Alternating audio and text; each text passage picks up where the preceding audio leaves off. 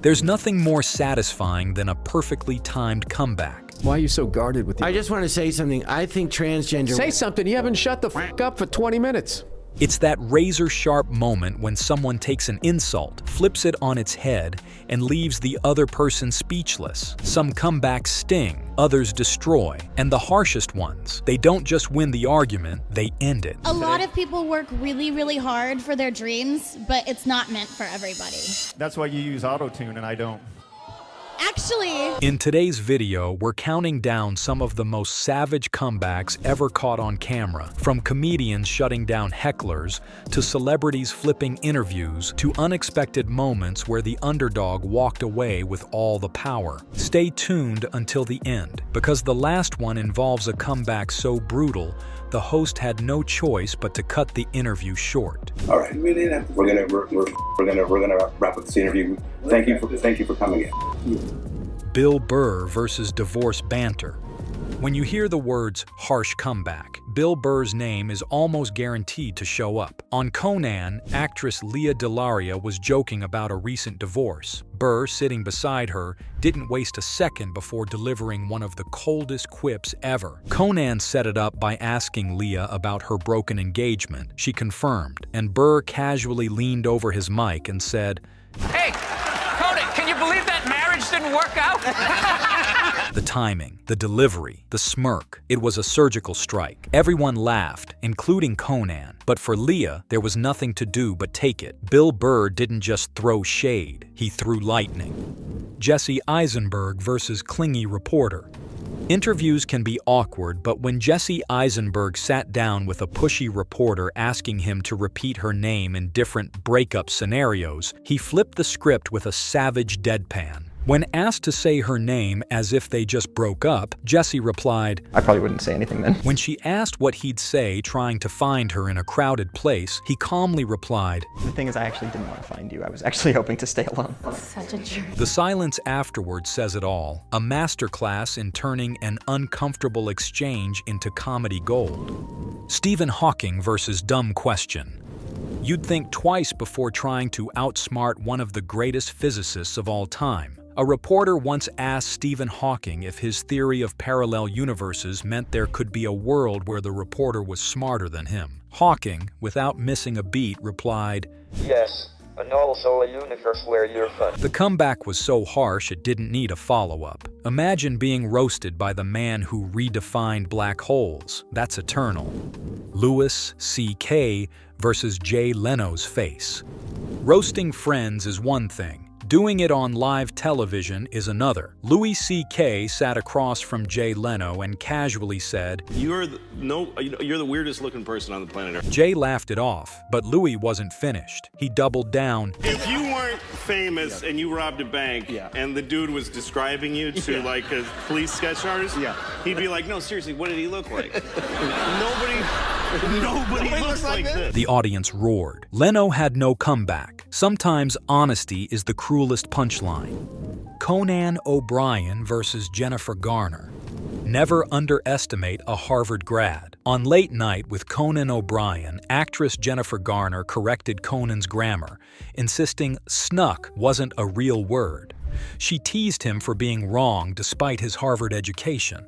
Minutes later, Conan pulled out a dictionary, opened it live, and read the entry. Snuck, past and past part of sneak. He looked at her, grinning as the audience erupted. Garner's face said it all.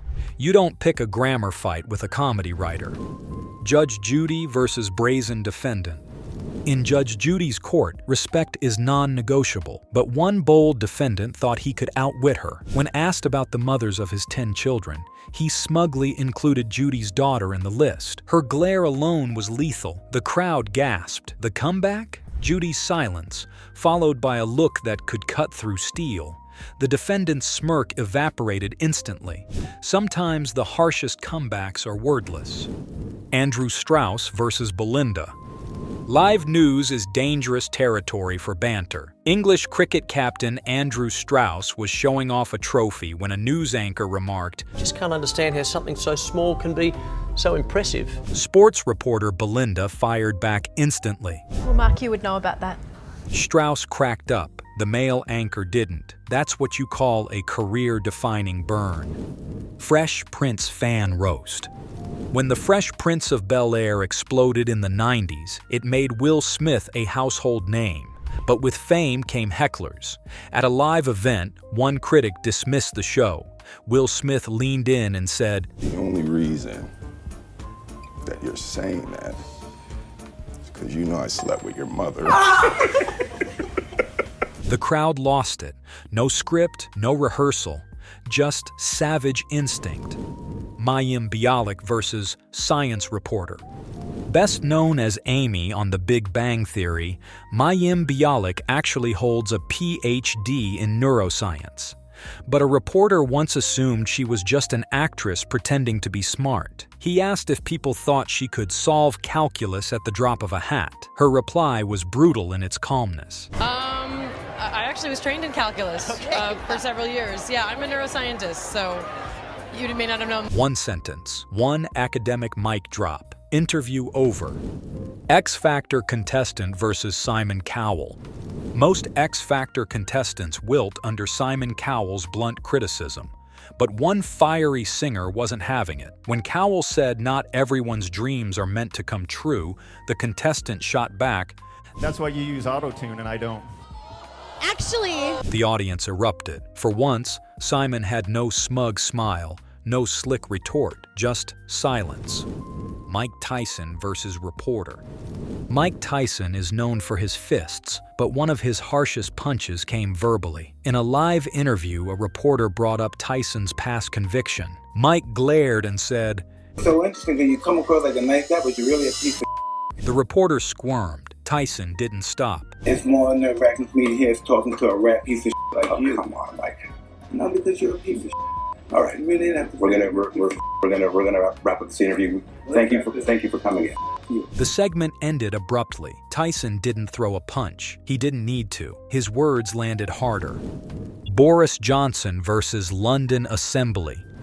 Before he was Prime Minister, Boris Johnson was Mayor of London, and even then he had a reputation for wielding language like a sword. Unlike many politicians who lean on rehearsed talking points, Johnson often used wit, insult, and his famously colorful vocabulary to dismantle opponents in real time. One of the most famous examples came during a tense London Assembly session. His critics pressed him with questions about accountability and performance, clearly hoping to put him on the defensive. Instead, Johnson leaned back, smirked, and fired off a line that instantly silenced the chamber. What is it? Supine protoplasmic invertebrate jellies. It wasn't just an insult, it was a demolition job. In a single phrase, he painted his critics as cowardly, spineless, and weak, so vividly that laughter spread through the hall, even among those who weren't on his side. The phrase stuck in the public imagination, replayed across news outlets, not because of the politics behind it, but because of the sheer audacity of the language. Whether you admire or despise Johnson, the moment shows how a sharp tongue can shift momentum in an argument. He didn't need statistics or graphs. He didn't even need to raise his voice. By leaning on vocabulary most people hadn't heard since biology class, he turned what could have been a grilling into a memorable showcase of verbal dominance. Love him or hate him, one thing's undeniable.